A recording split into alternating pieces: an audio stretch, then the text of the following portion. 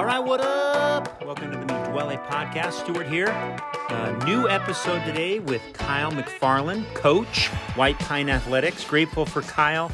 He is going to share 5 tips, well, actually 6 tips and tricks, pitfalls that he sees athletes fall into, especially in wintertime.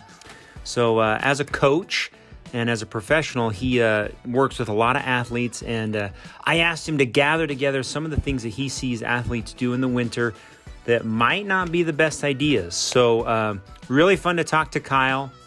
We've ridden with him, and he's been on our team GroupMe, an incredible coach with a lot of clients and a lot of experience. So grateful for him, thankful to have him on. So enjoy the episode. Next, we're getting ready to launch the 2022 kits. So Team Store is almost ready. Hopefully I can release it about the same time as this podcast comes out. A lot of fun new changes. There's 4 bib options for the team. The brand new fully redesigned Velocity bibs from Duole. They are so sick with laser cut cuffs. All new straps are redesigned. So Velocity bib, we still have the black label bibs, the thermal bibs, and then brand new for this year are going to be cargo bibs. So there's these cargo pockets on the side of the bibs for mountain biking or gravel riding, whatever. They're so good. You'll also see there's going to be a new pro jersey. So the pro jersey's been totally redesigned with some longer sleeves. They've removed the cuffs. It is the go-to jersey, in my opinion, for this year. So anyway, new Team Store coming out. We're also asking for the team to pay for team fees, team camp, and order all their swag on a new Shopify web store that we've created. So we're going to eliminate all of those transactions and everything that happens at kit pickup, kind of that line and pay for this, Venmo this, whatever. That's going to all be eliminated and hopefully make kit pickup a little smoother, the transactions a little more secure, and just a better opportunity for the team to reserve the swag and team gear they want, hats, sweatshirts, socks, so you don't arrive 20 minutes late to kit pickup and all your stuff is gone. So Shopify link coming with some new cool things for 2022 that will allow everybody to interact a little better. With that, team camp, we're looking at March 17th through 20th down in St. George. We are going to add a fee to attend team camp, and that is for the dinners that we're going to provide Friday and Saturday. So pretty rad that we're already kind of looking to spring. But more about that, we'll probably do a full podcast episode about team camp and what's going to come there. But that option is also on the Shopify store to reserve your spot at team camp. All right. I'm just chatting away here. Grateful for each of you, thankful for this team, especially grateful for our sponsors and those who make the team possible and everything that we do. Enjoy the episode, and I'll see you out there. Bye. All right, welcome to the podcast. Stuart Anderson here. Grateful to have you back. We've got a lot of episodes kind of stacking up for the year, which I'm super grateful for. People that want to be on, and then people we go out and find. Our guest today, so it's just me and Kyle. So Kyle McFarland is joining us. Hey, Kyle, what's up? Not much, man. How you doing? Very good. I remember when we met. It was a special day. We were riding back behind Francis, and we were doing Ultimate Challenge. What year was that? 2018. 2018. And dude, we were just plodding along. What was the route? I don't even remember the route. Where were we going? So I think I linked up with you guys on the Browns Canyon section, and we were about to head in towards Wolf Creek Ranch. Oh yeah, that's right. We did the Wolf Creek thing. That was awesome. So that was super cool. Yeah, we took that private road, Wolf Creek Ranch, and then we climbed Pine Canyon. That was awesome. Yeah, that was always fun. It is. That's it. So after that, hard. After that, as most relationships blossom, Strava, we saw each other a lot, commented back and forth, and then Kyle started connecting with more of our team. And in the spring, we added him to our team, GroupMe, and it has been a beautiful thing since then. He's added a lot of great rides, specifically gravel stuff that you've done this year, a lot of cool races. And as a full-time coach and owner of White Pine Athletics, he's here to share with us a few winter training tips, some pitfalls that he sees athletes fall into, as well as just solid advice from a great coach. Dude, you got a lot of athletes. As I dig in and see more and more of you, like on social media and on Strava, a lot of cool places that you touch and are part of the cycling community in Utah. So kudos. For sure. Thanks, man. Hey, will you, I'd love to hear who you are, some background, and then how you got into the profession that you're in. And we'll just start there. Kind of introduce yourself. Cool. Yeah. So yeah, like you said, my name is Kyle. I graduated from the University of Utah with a degree in kinesiology. So basically exercise science, and a minor in nutrition. As you mentioned, I'm a full-time endurance coach, so owner of White Pine Athletics, and then I do some contract work with USA Cycling and USA Triathlon.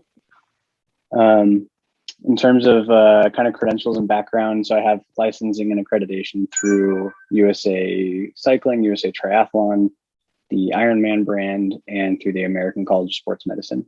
So Nice. That's kind of that background. Basically, I've always been a coach, always been a nerd.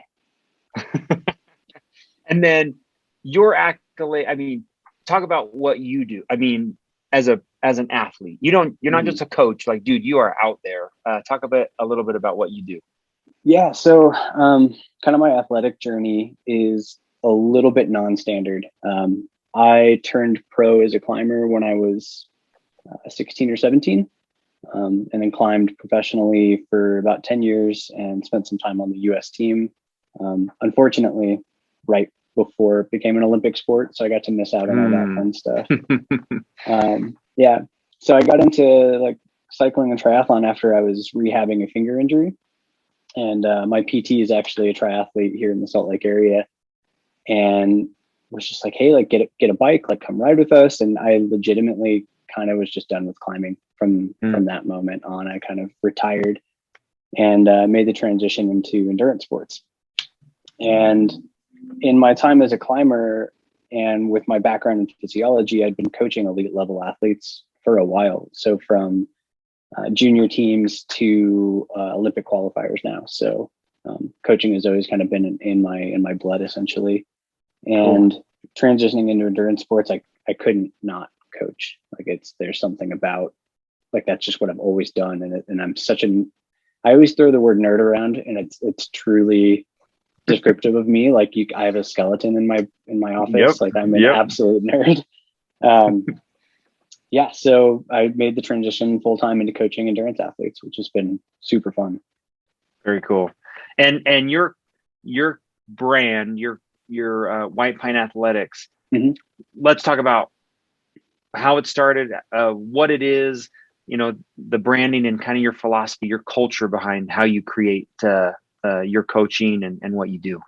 Yeah. So I guess first and foremost, like we tried to make it so much more than just a coach athlete relationship. Like we try to make it an experience. We try to create culture, try to create community within the sport and within our group of athletes. My kind of initial background in coaching, I worked for a lot of other coaches and I've worked for a lot of gyms, and I saw a lot of just holes in what they were offering to other athletes.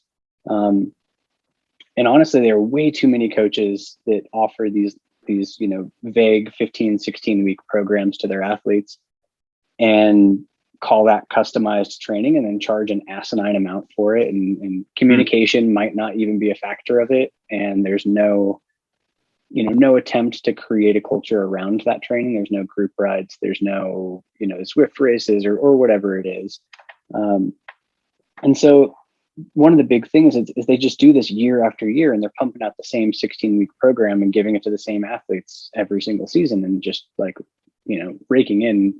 I mean, not that endurance coaching is a incredibly lucrative background, but like they're just cashing in on work that, minimal amounts of work essentially. Right.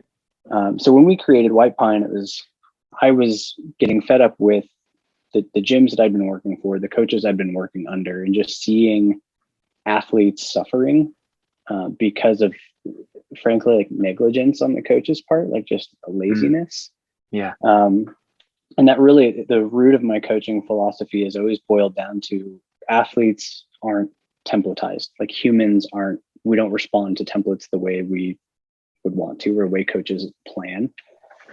And really, like if you look at group spin classes or these pumped out cookie cutter plans, like they make all these assumptions about athletes that may or may not be true. So like week one, and I like to use this as a really common example because I've been there. I'll sign up for a plan a few years ago, and on week one I'm doing 10 by 2 minutes at VO2 max. And at that VO2 power, like I couldn't do it. I couldn't do 2 minutes of it. I was absolutely just like maxed out on heart rate. I was like ready to vomit. And then I look ahead on the plan and I'm like, oh, cool. Next week's 2 by 3 minutes. And then it's 2 by 4 minutes. And then it's 2 by 6 minutes. And I'm like, what do you do if you can't do the first week? Right. And I've taught group classes, like spin classes, where we see that all the time. Like athletes will come in at a much different conditioning level than other athletes and just like absolutely suffer. And then they don't want to touch their bike ever again. And so White Pine was truly, truly formed off trying to give those, every athlete a space to work on their individual weaknesses or limiters, as well as to continue building upon their strengths. Because that's like work that's truly never done. But that's kind of where we're at in terms of like the foundation, the basis of White Pine. Very cool. And let's talk about like who you're working with right now, because everybody seems to know you. You've got a hand in a lot of places. So where are you working? What are you doing? Yeah. So we're kind of all over the place, and really we've tried to hone in on it, right? Like when White Pine first started, we were mountain sports. So we were working with climbers, skiers, like ski-mo athletes. And we've just kind of like honed in on what I feel like I'm truly capable of affecting real change in an athlete, right? And so right now our focus is heavily on the off-road athlete. So XC mountain bike, gravel, the roadie scene. And then on a very limited basis, I'll take on triathletes. I don't have a ton of those, just out of an interest on my side. And then I very, very occasionally Training Peaks will send me like ski-mo athletes, just because I have a background in mountaineering. So I'll work with kind of some mountain athletes, but primarily on the two wheels, mountain bike, gravel, road. Okay. And then I watched you do a bunch of races this year, and your athletes do a bunch of races. Anything stand out? Yeah. Anything stand out? Any cool events? Yeah. I don't kind of have like PTSD talking about them, but like True Grit was the first one of the season. Everybody's got PTSD. I was not. Oh my goodness, dude. So yeah, this is actually super sad. That was my first DNF ever. And I really it was bound to happen, but don't worry. Like don't a worry. foot of snow on the ground. Yeah. I can't even believe anyone did it. Yeah. And then I went over to Nebraska in June and did the Robidoux Quick and Dirty, which is now like the Robidoux Rendezvous, which for like any gravel athlete, 100% put that on your radar. It's only going to get bigger, and the quality of the event is just amazing. Through like Scottsbluff, Nevada, like you pass like broken down wagons from like the Pioneers Day. It's super cool. Dang. And then I did Wasatch All Road. Also DNF'd. I blew up my rear hub on the like descent into Strawberry. Yep. Okay. So that was fun. And then got redemption at BWR Cedar City, which I wasn't actually planning on doing. I signed up for it like a week out, and I was like, man, I cannot end my season with like DNFing Wasatch. Nice. So pulled the trigger, did BWR, which was awesome. Cool. Yeah. And then just locally, I didn't do any crits this year, but I did like the Hill Climb series, which was a lot of fun. Dirk puts on an awesome event. Yeah. And then our athletes was super cool. We actually had, there's a young dude I'm working with out of Texas who's in med school, which is like obviously very intensive, and it's hard to balance anything with. And in his first season training and racing for triathlon, he qualified for 70.3 Worlds, which is super cool. So it's been a fun journey with him. We've got a lot of juniors on the NICA and ICUP scene. Nice. And then point to point, all that fun stuff. And and it looks like our 2022 calendar is filling up with a lot of gravel athletes, which is cool. I know. Well, so you're signing on more athletes for gravel training. Yeah. It's exploding, which is super cool. And it's fun to watch athletes prep for things like Unbound and all that fun stuff.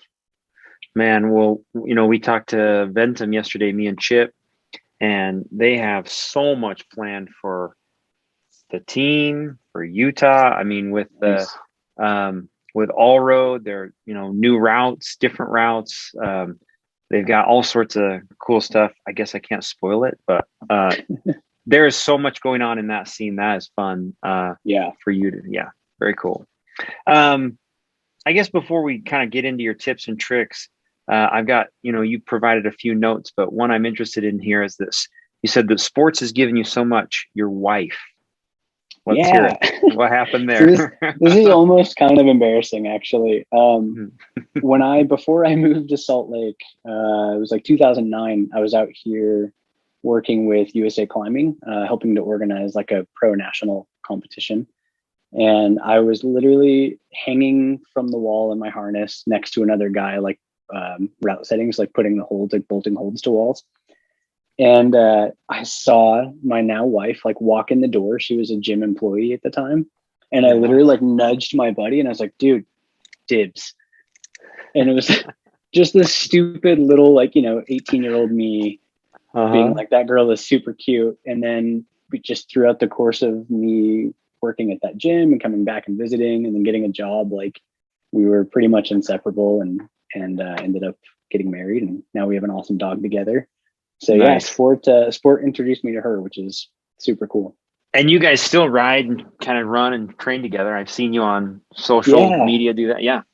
Yeah. We try to get out as much as possible. I'm trying to get her to get an e-bike so that I can motor pace off her. But Nice. Very cool. Well, fun to have you. And then remind me where are you in the valley? I know you always are riding. So I'm in Harriman. Okay. Harriman. Because you know the Britons. I mean, do you coach that high school team or do you help? Okay.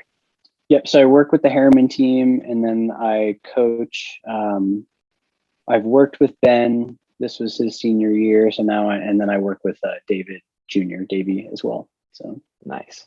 Very cool. Those kids are beasts. Those kids are incredible. I mean, look at their dad. But right? We don't want them to get a big head though. So keep no humble. I love this thing that you said here where you love watching the athlete journey. Can you talk a bit about that?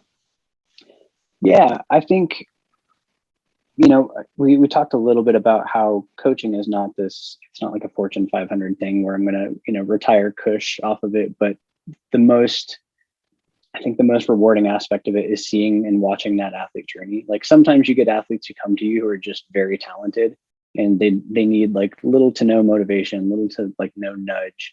But occasionally you get these athletes that they come to you with these goals and, saying, I've never had a bike before. Like I just bought my first bike and I want to do Leadville. Like these crazy journeys, and being able to watch and be a part of that process and like watch them discover, their inner athleticism and watch them like discover the scientific process of how to train and pacing and nutrition. And so just being able to be a part of that and watch that journey for each individual athlete, because it's different for every athlete too. Everyone has their own motivators, and that's always been really special to me. That's cool. I know I'm listening to a book, and it is fascinating. I can't remember the name of the book, but it is part of the chapter I just listened to is on sports psychology. Mm-hmm. It is fascinating to hear, different people's thoughts and philosophies on why they train, why they do the journey, what it makes them, become. And anyway, I love that aspect of training and being a coach. I think I would love that part too, to watch that journey that an athlete takes. Very cool. And you can't help but get sucked into it, right? Like the whole, one of the benefits of having a coach is having objective feedback from a third party person. But realistically, like while that is something that I do, it's so hard not to like ingrain myself in the process of that athlete's like journey. And like you share share the successes with them. You celebrate the successes. You wallow in the failures just as much as they do to some extent. It's pretty unique, I think. Nice. Hey, well, let's get into it. Let's get into the meat here. Let's do it. When Kyle and we were kind of talking about what would be an interesting topic. As a coach, I think he has a really neat perspective on, like, I only see myself, but as a coach, he sees all different types of riders. And in my opinion, like, there are probably a very small group of mistakes that everyone is making. And so I kind of asked Kyle to talk about that as we roll into winter. What mistakes or pitfalls could we avoid as a team that he sees, that he coaches athletes on? So he's put together a really cool list. So we'll see how far we go. Maybe we'll get through all of them, but let's dive in. Cool. Yeah. And like you said, like I do kind of have like an outside perspective on this. Like, we have athletes in like 3 countries, and no matter where you are in the world, I've seen every single athlete make some of these fall into these traps. So the first one that I have that I think is a huge one is athletes tend to fall into the trap of comparing their training volume or their intensity with other athletes. So what I mean by this is, if you look at any Tour de France athlete, you're going to look at their volume and be like, okay, like they're training 20 to 30 hours a week, so that's what I need to be doing. Likewise, okay, like if you look at Phil Guyman's stuff, like he's climbing, 10,000 feet a day and 30 hours a week. I've even had, I had a junior athlete come to me and specifically in riding be like, I want to ride 20 hours a week, 200 plus miles per week, and 28,000 feet a week. And I was like, cool, let's talk about this. Like, where did any of that come from? Like, why? Well, that's what all the pros are doing. And I'm like, cool, but you have to realize pros are paid to like get up, eat breakfast, train, go home and rest. And that's it. So, some athletes can handle 20 to 30 hour training loads, and I would argue most can't, both from like a cognitive, physical, and like life responsibilities. Like, my wife is so understanding of my like compulsive, obsessive getting on the bike, like therapy. But if I was like, honey, I need to do 30 hours this week, like I would have a suitcase on the doorstep 100%, like, and I would not blame her. Right. And so with that, like, I think it's important to remember that like the formula for adaptation, right? The formula for getting stronger is really, really simple. It's stress plus rest equals adaptation. Nice. So stress plus recovery equals getting stronger or eliciting whatever adaptation that we as athletes want to see. And really, like, we need to find what I like to call the minimum effective dose for that, right? So like the MED for that desired adaptation. And if we could reach our goal, let's say our goal is 320 watt FTP. If we can reach that with 30 hours a week on the bike, or if we could reach that exact same number with 6 to 10 hours a week on the bike, just structured differently, why wouldn't you, right? Like, why would we cause more physical stress and more emotional stress in doubling that volume? Great point. So that's, I think, the biggest kind of like the number one heavy hitter for me with most athletes in the off season. I don't know if you'll be able to answer this question, but have you ever coached athletes outside of the Strava comparison era? Not in endurance sports, but I do get the weird random unicorn athlete who doesn't have Strava. So it's kind of, and I'm just like, I almost don't know what to do with it. I'm just like, are you like, what? Like, you have a power meter, but you don't have Strava? I mean, the only reason I ask is like, does this problem even exist without that app, like without that service? Yeah, I mean, that's a super good question. And I would argue, I would love to see like how much that would change without it. But I think there's always some inner drive in athletes to always need and want to do more, whether or not that's good for the body, like whether or not it's healthy. We just feel that pressure of needing to do more. Yeah. Good point. Great point. And it's one of the things that like an outside coach is the best at recognizing. So good one. Excellent. For sure. All right. Number 2. Cool. I'm calling the Duole crew out with this one. Shots are about to be fired. There's this mentality of always being the hammer and never being the nail. Yes. And it's hard. It's hard when you get so many people together who are stoked, right? To not want to just drop the hammer all the time. Like I remember I came to an emigration ride a couple of weeks ago and I was like, all right, like I'm tired. I did like, some good volume over the weekend, but it's like a chill morning immigration ride. And like, we just like absolutely like back of the pack dropped the hammer. I'm like, okay, I'm at like 4.4 watts per kilo. Like this is bound to ease up. Right. And then someone's like, no, we're going to take this corner and it gets harder. I'm like, sweet. So there's, and we talked about Strava and the last point, and with the introduction of Strava and Zwift, I think more specifically, there is this constant sense of like constant camaraderie and competition with those around you, right? And it makes it really, really easy to fall into that trap of just like going full ham every single time you swing your leg over the bike, which is not good. Like going back again to stress plus rest equals adaptation, that rest has to be there. And that's not to say that, athletes aren't taking recovery days, but, your week has to be structured in a way that the quality work has to be quality and the restorative work has to be restorative. Nice. So, if every single day is VO2 or threshold, like you're never getting a chance to cash those checks. You're just like riding and you're not getting any adaptation out of it. And with that, you really risk like burnout, injury, overtraining. And this is something I see a lot with our junior athletes, like going into the NICA season, like they just hammer themselves all the time. And they're just constantly on the bike. They're riding with friends, they're riding at practice, and then state championships like wrap up and they're like, I don't want to touch my bike again. Like I have zero interest in it. And with that, sorry, go ahead. No, I was just going to say, I mean, how do you help a athlete recognize this problem? So I use Training Peaks a lot. I'm sure you have Training Peaks, but I'll pull up, graphs, charts, and I'll look at like their intensity factor for every given week.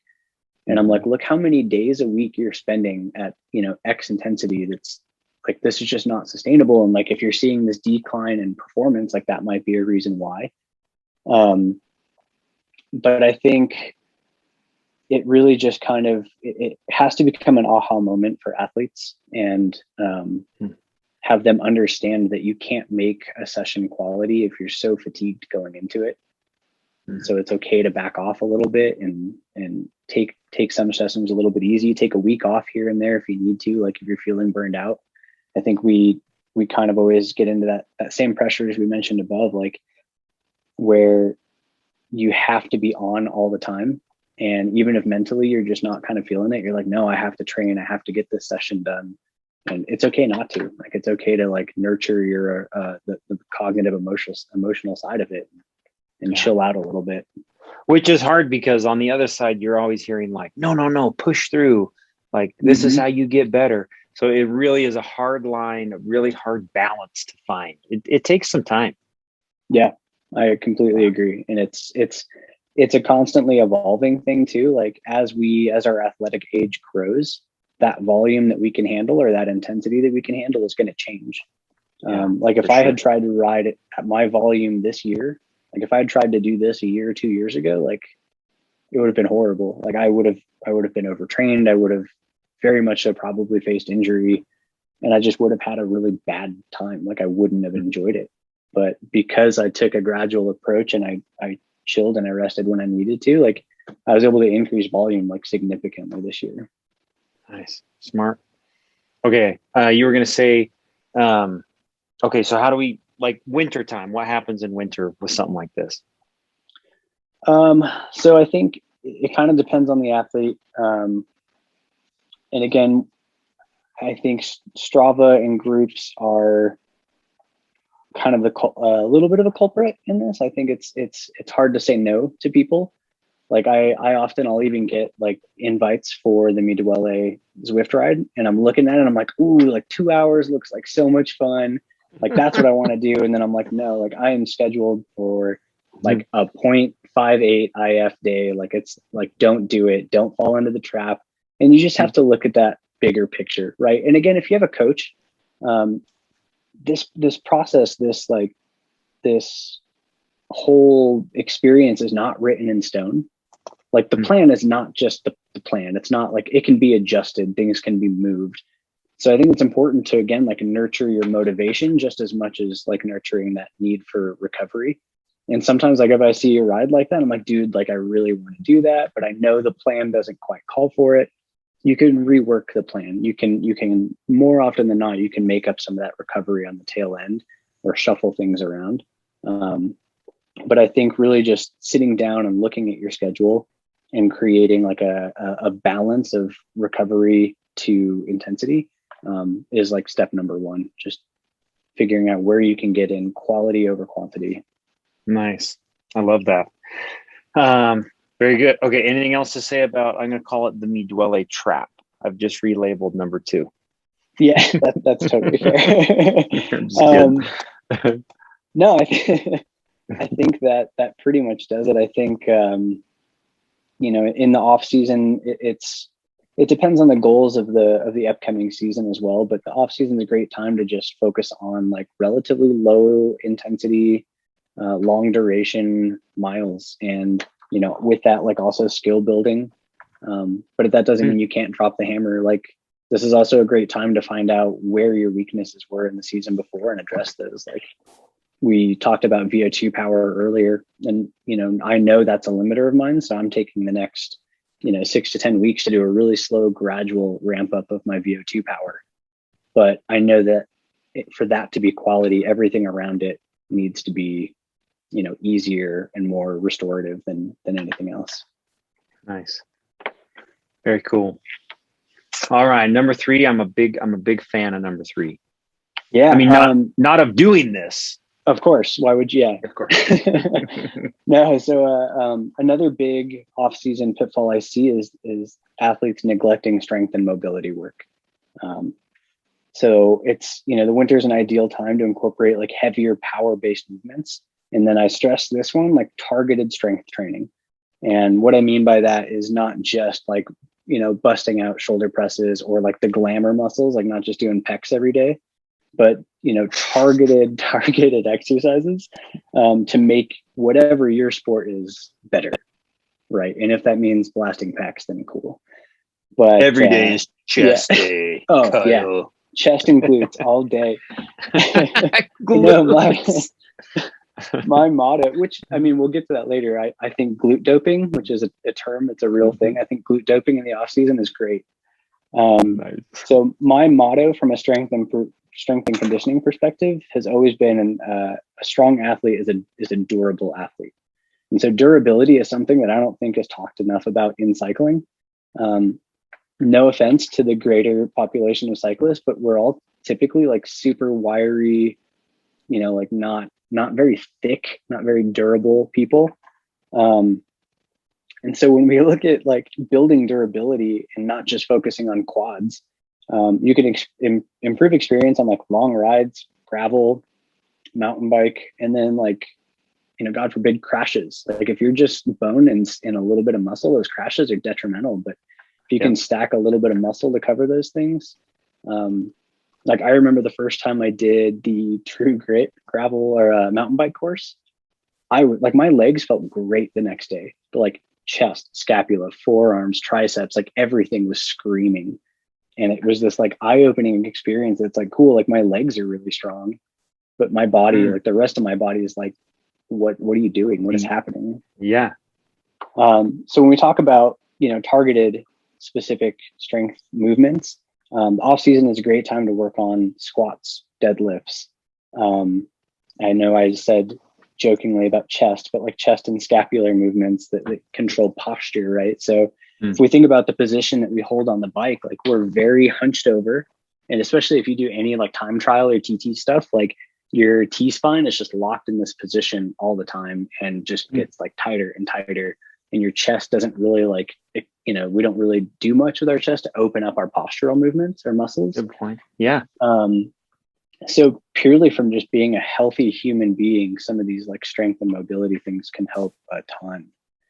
And then throughout the course of the off season, progress to more complex movements, and progressing to like plyometric style movements as well. Like really like use this as an opportunity to not only to kind of like build into a hypertrophic state, like getting greater muscle mass, but then adding in these plyometrics to create power, right? And like power off the bike translates really well to power on the bike.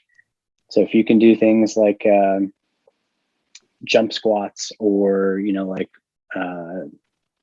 these kind of like bouncing rear elevated split squat, basically like where that kind of thing translates super well to putting out power on the bike.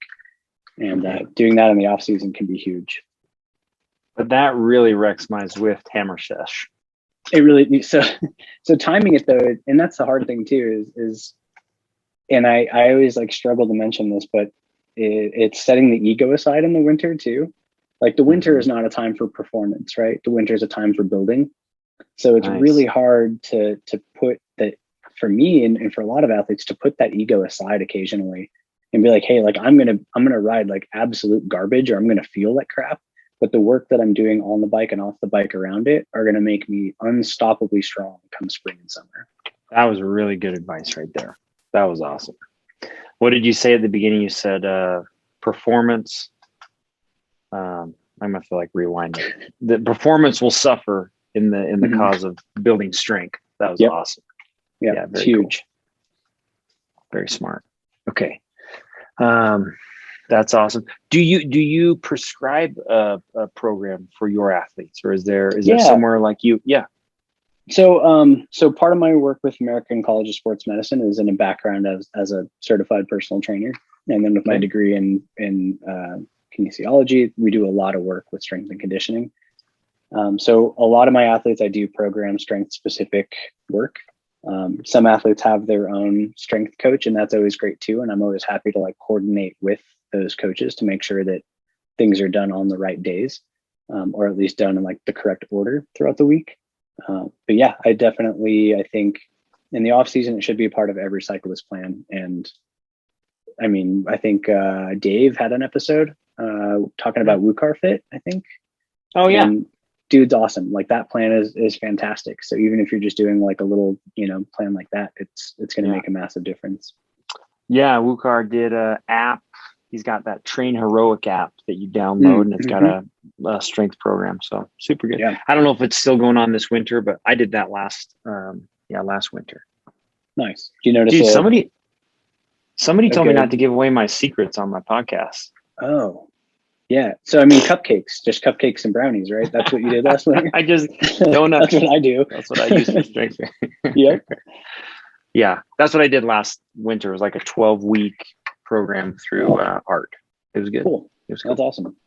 Yeah. Right on. I was talking yesterday to my wife about this next one, part 4, training strengths, not weaknesses. That's cool. All right, let's get into it. Yeah. Go for it. So that's huge. And again, like this kind of comes back to that athlete ego. Like we all fall victim to our egos, and we tend to gravitate to what we're good at. Like sprinters sprint, climbers climb. And it's a really simplified, statement, but it's true. Like you tell someone who considers themselves a sprinter, like, hey, let's go do guardsmen. They're going to be like, hard pass. I'm good. And the same trend is observed in training, and those with a strong kick, tend to train that. So like if you're really good at 30-second punchy power, I can guarantee that if left to your own devices, your training is going to lead towards that end of the power spectrum. If you're really good at 20-minute power, or you're a really good, time trialist, then you're going to gravitate naturally towards longer intervals closer to threshold. So that's something we see a ton. And obviously, like you should train and develop your strengths. Like by no means should you completely disregard what you're good at. You can always build your strengths to be greater than what they currently are. But it's super important to look at the bigger picture and address limiters. And look at what we can do to become stronger riders, like overall. And the analogy that I borrowed from climbing, from when I was coaching climbing, is that we're just tools in a toolbox is what our skills and our abilities are. Imagine showing up to like a construction site with like a screwdriver and being like, let's do this, let's build this house, right? Mm-hmm. And you're going to look like an absolute fool. But you want to fill that toolbox with as many skills, with as many tools as possible. So when you show up to race day with a box full of skills, like it becomes significantly more likely that you can begin to like shape the outcome of the race based on your abilities, rather than just responding to what's happening around you and hoping that your skill base is adequate to respond. If that makes sense. Oh yeah, that's a great, and maybe dive in. I'm imagining what you're saying is like, let's take loaded jug, great example, where I arrive with a awesome 10-minute power, but the group attacks at Strawberry where you're going to need like a 40-minute power. Yep. And then you're going to have repeatability. You're also going to have to sprint at the end. You're going to have long endured power for the last 100. I mean, is that what you're talking about? Like having all of those different items. It's the quiver, the power quiver for sure. And I think, I pick on triathletes a lot, but triathletes are, I think, really, really good examples of this. They are so talented at riding at 85% of threshold for super long durations of time. But they're like their sprint power, their VO2 power, their 3-minute power, like none of these things typically get developed. And typically, like when I bring on a triathlete and we look at a power, like, and I assess their power as a full spectrum, like their high end power, their threshold power is amazing. But what they can do with that later on, like if they were to be given a short hill climb in the middle of that race, they would struggle. They wouldn't be able to or even just like simple passes, right? Like being able to pass someone on the course or throw them in a crit, and by addressing things that may not even have to do with your preferred discipline, like it only makes you a better athlete all around. Like you rarely see triathletes training VO2, but I guarantee if you improve their VO2, it's going to make them a better triathlete in the long run. Nice. Yeah. So very cool. What, let's say I'm just a dummy. How do I know what I'm not good at? Odds are you already know just by what you're choosing to ride typically. But it could be something as simple as like, I have each of my athletes do, like we've all heard of the 20-minute FTP test or ramp test or whatever. So doing something like that, and that kind of gives you a really good idea of like your 20-minute plus power. But then I have athletes basically do a full power profile test. So looking at like peak maximum production power, like your 1 second max power, your 5 second max power. So 5, 10, 1 minute, 3 minute, 8 minute, something like that. And smart. You can kind of look at those numbers and be like, okay, cool. Like my peak power or my FTP is 400, but I can't break 600 in a sprint. And that would tell us that low end of that spectrum needs some love for sure. Okay, cool. Smart. And most of those trainer programs everybody's doing ramp tests right now and kind of get that idea for winter. Is that it's a great place to do it. I always struggle and hesitate to prescribe sprint, like high intensity sprint work on the trainer, just because it's really hard to generate that kind of power with like a fixed, direct drive trainer. So I think just going outside for a 40-minute spin and just like trying to, hit these high end power numbers and see where you're at. Or honestly, like I think a really great natural way to do this where you don't get the apprehension or the nervousness of testing is go out for a group ride that's significantly faster than you are and just hang on. You're going to hit all those, like check all those boxes and find those weaknesses typically. Smart. I don't get invited to those. So yeah, me neither. Just kidding. Okay. I think we got time. Let's do 5 and 6. Blast through it. Yeah, let's do it. Let's hear 5. Cool. 5 is, I think, a really hard one for people psychologically to wrap their brains around. And that's to accept that progress isn't linear. I think we always have this expectation that if I lay out 4 weeks, 6 weeks on the calendar, at the end of that 6 weeks, I'm going to be infinitely stronger in all the areas that I expect to be stronger. And I think it's also important to realize that in strengthening some areas, we may cause a slight de-evolution in other areas. So by spending, let's say, 6 weeks focusing on, like I'm working on my VO2 power, there's a really good chance that other areas of my power curve are going to suffer because of what I'm doing. Got it. But Yep. I've prioritized, that end of the spectrum and kind of plan for that. But, beyond that, also realizing that like family life comes first for hopefully most people. So like family comes first, sickness, job, travel, like all these things are going to impact your training and impact that overall result. And it's not the end of the world if because of that, something tests a little bit lower or you don't hit the FTP goal that you had, strived for. Roll with it. Just keep moving, keep training, keep driving the bus forward. Like we talked a little bit about, and I think like we talked a little bit about minimum effective dose, and I think like this number, the volume, intensity, everything's going to change throughout the season, and most likely will vary between energy systems. And like progress won't look the same between energy systems. So like if I'm working on, like threshold versus VO2, like it may take a greater amount of time to see those adaptations versus in one area than the other. So I think it's just going into each block of training with an open mind and hoping and planning for progress, but knowing that it might not look the way you think it's going to look. Smart. Yeah. And I guess typically athletes in our position will just get so frustrated and they'll do more and more and more until it's not helping at all. So very great advice. Very smart. And I think it's hard. Oh, go ahead. No, go.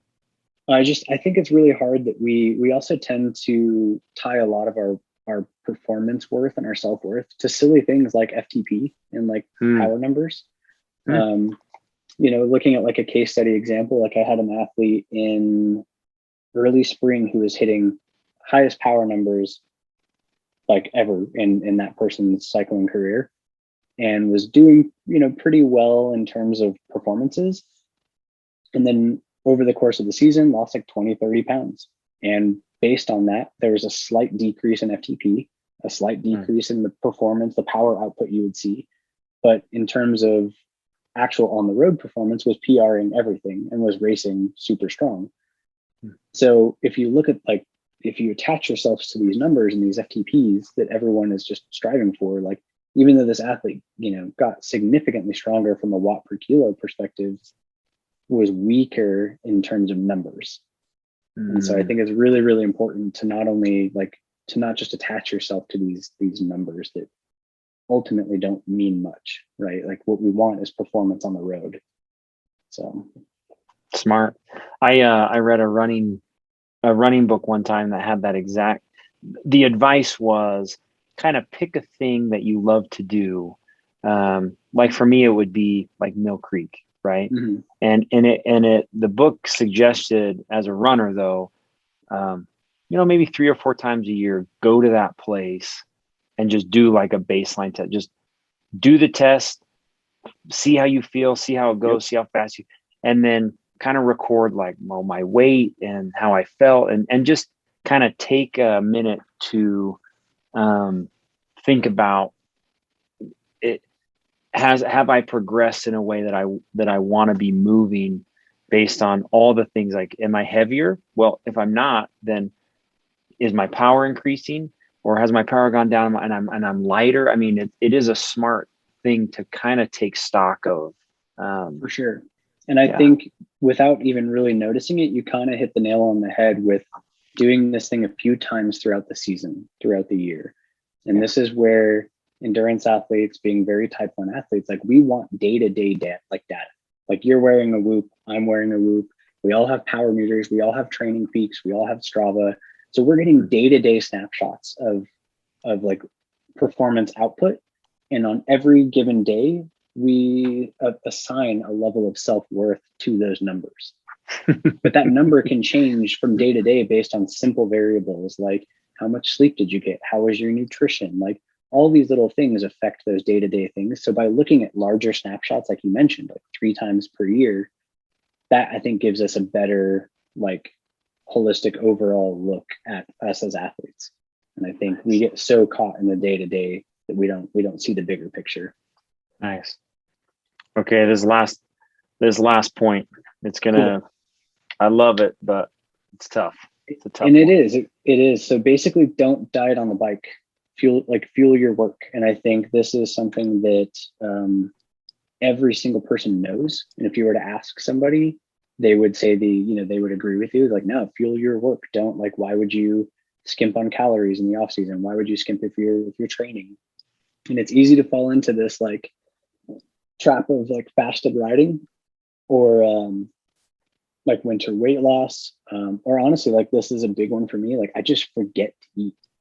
I know you're a business owner. I don't know if you fall into the same, I'll wake up and I'll start working and then oh, it's 3:00 and I haven't had breakfast. And I know how unhealthy and stupid that is. And it's such an easy fix, right? And it has such a huge compounding effect on performance. And it would be such honestly, when you're training and you're racing in a properly fueled state, it feels like cheating. So why would you not want to do that all the time? Why would you not want to fuel the work? And then I think it's super important to remember that training inside differs from training and racing outside, from a thermogenic perspective. So from a calorie burn perspective, cooling and thermoregulation inside is harder because we have typically a decrease in airflow. Even if you have 1,000 fans in your kicker room, it's probably still a little bit stuffier than riding outside. Yeah. So electrolyte intake may be a little bit more necessary inside on the trainer in the off season. Obviously, this needs to take into consideration your sweat rate, whether or not you're a salty sweater to begin with. And then training inside, you're typically pedaling more consistently than you would outside. You're not stopping, you're not coasting, you're doing 90 minutes or 2 hours or whatever of pure work output. So from a caloric standpoint, from a kilojoules, calorie perspective, you may just need more. And it's worth it. Whether or not that's gels, whether or not it's this is super unhealthy, but Little Debbie oatmeal cream pies, they're my training jam right now. So a buddy of mine is a pro mountain bike rider from Reno. This little Brazilian guy. He's awesome, but he and I were chatting and he's go to the grocery store and find a more calorically dense food per dollar than oatmeal cream pies. And you can't, that's can't do it. Horrible for you. But from a caloric to dollar perspective, it's fantastic. But your body's not going to, on the bike, it's not going to differentiate between sugar and a more refined gel based sugar. So eat something, get on the bike, fuel it. I think Little Debbie's pie, they're one step above a Pop-Tart. Well, I mean, they sponsor the Chattanooga Ironman, so it's gotta there be you healthy, go. right? It's gotta be good. And I mean, it is the oatmeal cream pies, so it's got to be kind of healthy. That's fun. All right, you got some bonus tips. These are cool. Yeah, you got time for the bonus tips? Yeah, let's do it. Yeah, for sure. Okay. I know that Duole has a huge age range from young guns to the seasoned veterans, so I wouldn't be surprised if some of you guys already have this. But invest in a set of rollers. Just the old school, drums that you're rolling on. So direct drive trainers, be it the Kicker or a Tax Neo, they're really convenient. They're awesome for producing power and consistent power. But for some of these longer rides, rollers are a great way to either distract yourself, because you can't really zone out on rollers. You have to kind of be focusing and be aware. And it's also a great skill-based winter drill. So if I have a 3 hour, if it's not snowing and I have a 3 hour, 4 hour ride, I'm not going to do that on my tax. I'll do it on the rollers. And that way I'm come springtime, I'm ready for group ride mode. And I'm not just zoned out staring at a wall for 3 hours. I'm having to focus and pay attention. So I mean, I've never been on them. Dude, they're fun. And you can literally get them on, I think I've seen pairs on KSL for $50. So it's oh, wow. Why not? Right. If it makes you a better rider, cool. And then this one, I think, not a lot of people think about it, but if you're riding direct drive, like a Kicker or a Tax, and you're in Zwift and you're doing intervals, pop it out of erg mode every once in a while. I think it's really easy for us to get complacent with the bike just giving us feedback on what we're supposed to be doing. If we're pedaling 20 minutes at 85 cadence or whatever, 200 watts, we don't have to think about that. It's just making us do it. But if you can pop it out of erg mode and just go into free mode and have to remember like how to shift to create power, how to like manipulate your cadence to create and maintain power on different terrains, like it's only going to make you a better rider. And especially if you're racing, it's going to make you a significantly better racer, like going into the early season from a pacing perspective. Yeah. I hate erg mode. I'm never in erg mode. And I do it for certain intervals, but like, and I fall into that really, really often of knowing that like this would probably have been a more productive training session if I had just gone out of erg mode and shifted and played with my cadence and, but I think it's something that every athlete can learn from for sure. No matter how fast, how skilled you are, it'll only make you better. Nice. As we kind of wrap up, anything you want to say to those wanting to connect with you for coaching? Yeah. So I always, my pitch here is if you want to follow, White Pine Athletics and see the coaching content and see what our athletes are up to, we're on Instagram at White Pine Athletics. If you want to see a series of poor decision making, typically you can follow me on Instagram personally. So like going out doing rides that I probably shouldn't be doing. That's always an option. But other than that, our website is just whitepineathletics.com, and everything about us is on there. We have a lot of training content on our blogs and fun stuff like that. Cool.